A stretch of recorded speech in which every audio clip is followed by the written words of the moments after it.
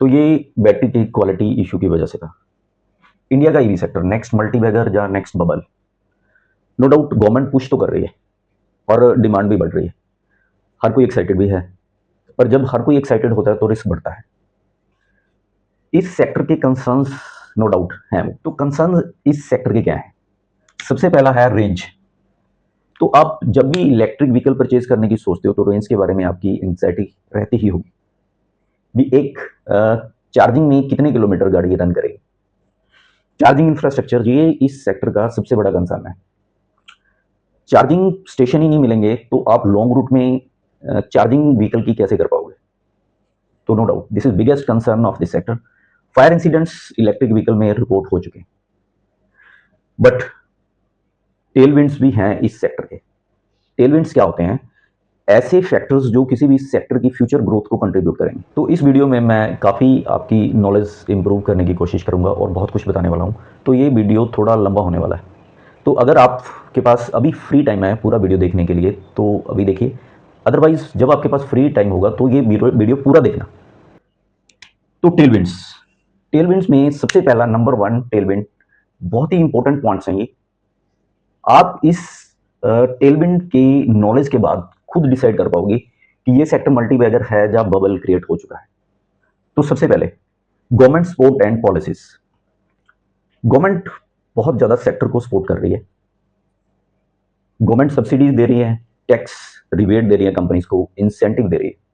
और oil import bill, जो oil हम मैक्सिमम इंपोर्ट कर रहे हैं उसका बिल कम करने के लिए गवर्नमेंट इस सेक्टर को पुश कर रही है।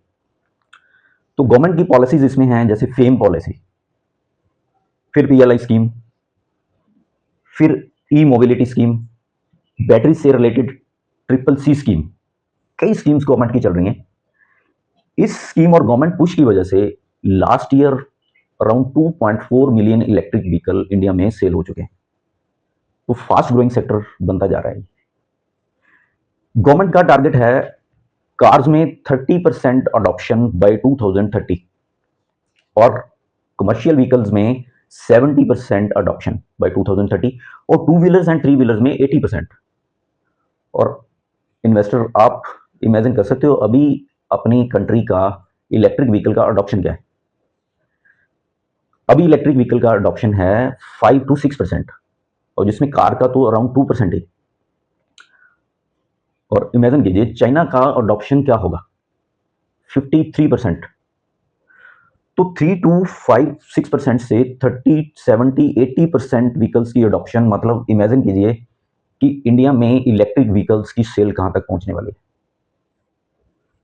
नंबर टू टेलविंड जो है वो है फ्यूल कॉस्ट। एक पेट्रोल व्हीकल 1 किलोमीटर में कितना खर्चा डालता है और एक इलेक्ट्रिक व्हीकल 1 किलोमीटर चलने में कितनी उसकी कॉस्ट कंज्यूमर को पड़ती है? पेट्रोल व्हीकल की कॉस्ट अराउंड आती है 6 to 9 रुपीज पर किलोमीटर और इलेक्ट्रिक व्हीकल की 70 पैसा टू 1.5 रुपीज। तो मेरा तो नेक्स्ट जो व्हीकल लेने का डिसीजन है वो इलेक्ट्रिक व्हीकल ही मैं परचेज कर रहा हूँ। आते आते आने वाले टाइम में आपको भी आइडिया लगेगा कि इस सेक्टर के टेलविंड से इस सेक्टर को क्या पुश मिलने वाला है।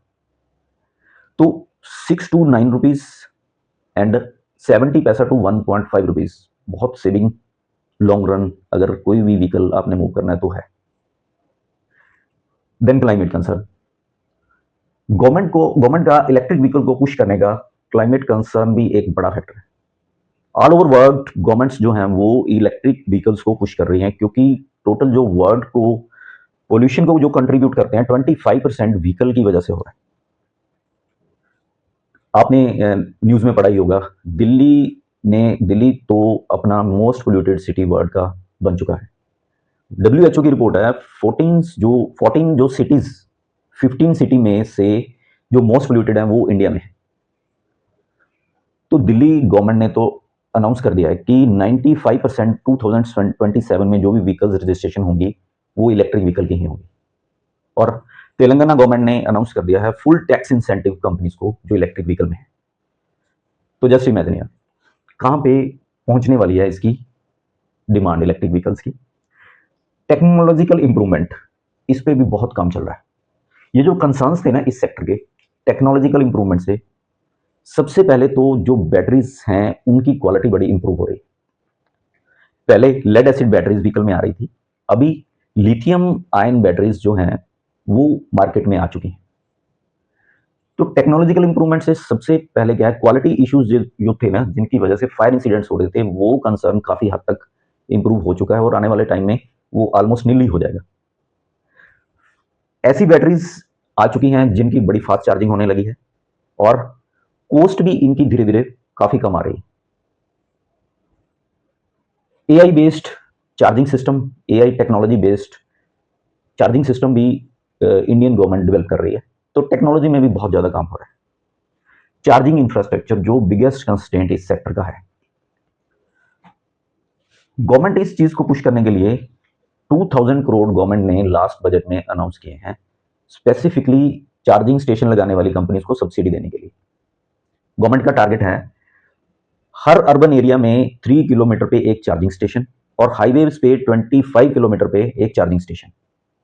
गवर्नमेंट की पुश की वजह से चार्जिंग स्टेशन हमारे पिछले 3 सालों में 5 टाइम्स बढ़ चुके हैं। तो ये टेलविंड्स इस सेक्टर को, इन्वेस्टर ये बताइए भी मल्टी बैगर बनाएगा या बबल है? तो मेरा तो ओपिनियन है भी ये सेक्टर आने वाला मल्टी बैगर सेक्टर है। कमेंट में बताइए इन्वेस्टर, अगर आपको ये लग रहा है कि ये मल्टी बैगर सेक्टर है तो लिखिए इलेक्ट्रिक व्हीकल। तो इसके बाद मैं आपको वो चीज बताने वाला हूं जो किसी भी यूट्यूबर ने आपको नहीं बताई होगी, और वो चीज जानने के बाद आप गाइड कर पाओगे कि कोई इन्वेस्टर कहां पे गलती कर रहा है इस सेक्टर के स्टॉक चूज करने में। 90% ऑफ द इन्वेस्टर जो आम इन्वेस्टर हैं वो इस सेक्टर के स्टॉक सेलेक्ट करने में मिस्टेक कर रहे हैं। जो इंटेलिजेंट इन्वेस्टर है वो स्टॉक्स अलग तरीके से चूज कर रहा है।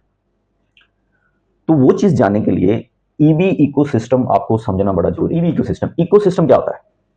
इकोसिस्टम में वो कंपनीज इन्वॉल्व होती हैं जो सेक्टर को कंट्रीब्यूट करती हैं, जो सेक्टर के साथ ही लिंक्ड है।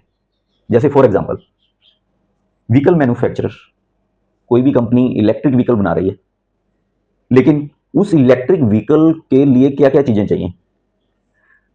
तो इकोसिस्टम में क्या क्या आता है? बैटरी मीटर,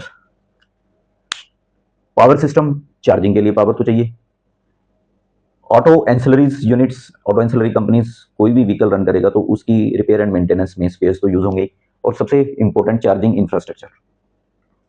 तो मैं आपको बताना चाहता हूं, इंटेलिजेंट इन्वेस्टर जो है वो इकोसिस्टम को देख रहा है, और जो आम इन्वेस्टर्स हैं वो सिर्फ गाड़ी देखते हैं। इलेक्ट्रिक व्हीकल मतलब गाड़ी। क्यों इकोसिस्टम की ये कंपनीज ज्यादा बेनिफिशियल रहेंगी व्हीकल मैन्युफैक्चरर से? तो यहां मैं आपको एक्सप्लेन करता हूं।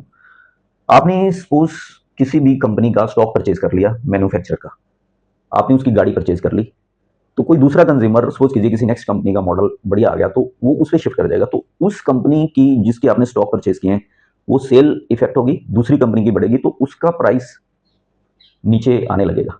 बट गाड़ी किसी भी कंपनी की बिके, उसमें बैटरीज, पावर सब में यूज होगी, ऑटो एंसिलरीज सभी कंपनीज की गाड़ियों को सप्लाई करेंगे, चार्जिंग की सभी गाड़ियों को जरूरत पड़ेगी, तो इनका बिजनेस मैन्युफैक्चरर सभी से आने वाला है।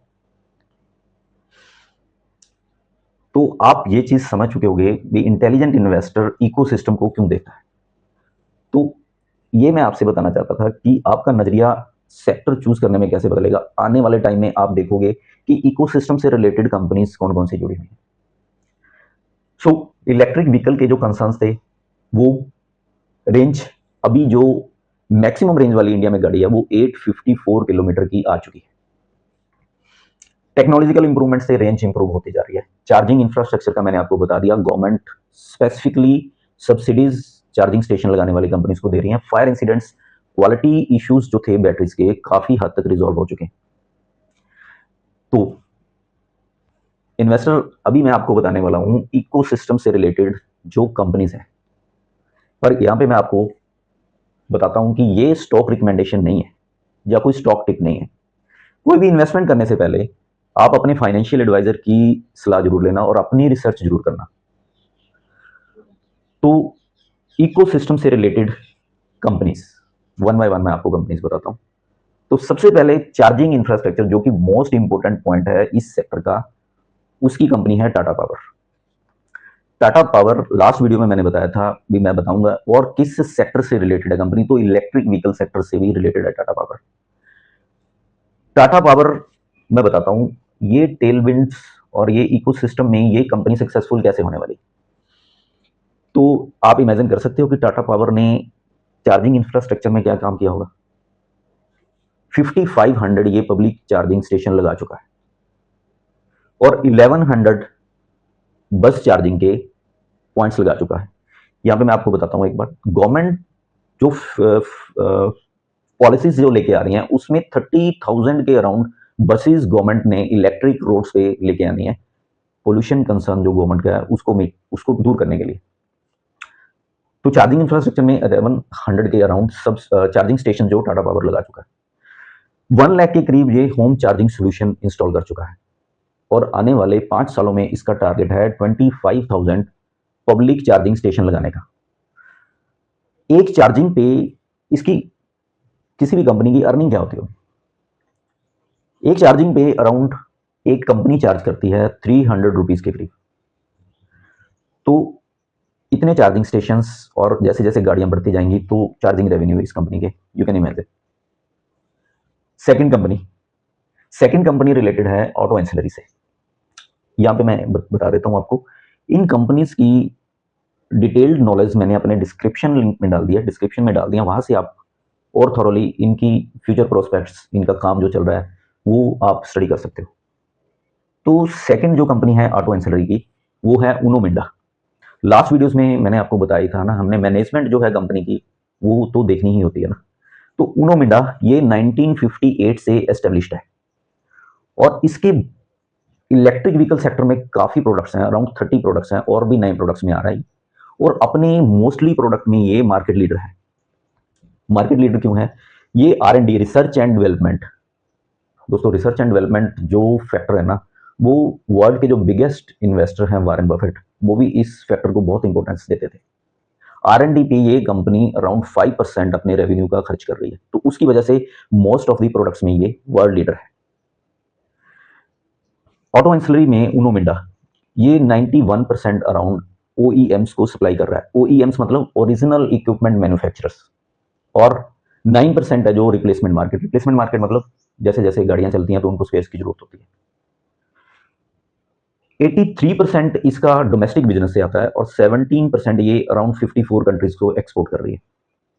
इसके 23 के अराउंड टेक्नोलॉजिकल कोलैबोरेशंस हैं कंपनी से, जापान, कोरिया, सिंगापुर, जर्मनी, इन कंट्रीज की कंपनीज के टेक्नोलॉजिकल कोलैबोरेशंस हैं। अराउंड 3000 करोड़ के इसके पास प्रोजेक्ट्स हैं OEM से ऑलरेडी। 3000 के करीब इसके आने वाले प्रोजेक्ट्स पाइपलाइन में है। ये कंपनी एक्सपेंशन कर रही है। कहां कहां पे ये फैक्ट्री लगा रही है? एक फैक्ट्री 2 व्हीलर्स के अलॉय व्हील बनाने के लिए ये महाराष्ट्र में डाल दी है। 4 व्हीलर्स लगाने के लिए, 4 व्हीलर्स अलॉय व्हील के लिए ये एक प्लांट डाल रही है गुजरात में। जो रूफ स्क्रीन है इलेक्ट्रिक व्हीकल्स की, उसका एक प्लांट इंडोनेशिया में डाल रही है। और भी कई प्रोजेक्ट्स हैं, जैसे मैंने बताया, आप डिस्क्रिप्शन में देख सकते हो। ये कंपनीज जो हमने चूज की हैं, लास्ट वीडियोस में जो हमने 12 पैरामीटर्स सेलेक्ट किए थे उनके बेस पे ये कंपनीज निकल के आई। फिर मैं बताता हूँ, ये स्टॉक रिकमेंडेशन नहीं है, अपनी रिसर्च जरूर करना। तो थर्ड कंपनी है बैटरी मेकर्स से रिलेटेड। ये इकोसिस्टम की कंपनीज, रियल गेम इन्हीं में है। कैसे, वो मैं आपको एक्सप्लेन कर चुका हूँ। तो थर्ड कंपनी है अमरा राजा मोबिलिटी एंड एनर्जी। पहले इसका नाम था अमरा राजा बैटरीज। तो बैटरी मैन्युफैक्चरर है ये। इसके ब्रांड्स पावर जोन, एमेरॉन इस नाम से ऑलरेडी चल रहे हैं। इसके जो ग्रोथ प्रोस्पेक्ट्स हैं वो कहां से जज होंगे? ये रिसाइकलिंग सेक्टर बैटरीज के, जो कि बहुत बड़ा थीम है आने वाला, उसमें भी ये एंटर कर चुकी है कंपनी और सक्सेसफुली इसने 90% लेड रिसाइकिल के बाद अचीव किया है। फिर लिथियम आयन की ये मेगा फैक्ट्री डाल रही है, यहाँ पे प्रोडक्शन शुरू हो जाएगी 2027 से। तो लिथियम बैटरीज की डिमांड बहुत ज़्यादा बढ़ने वाली है।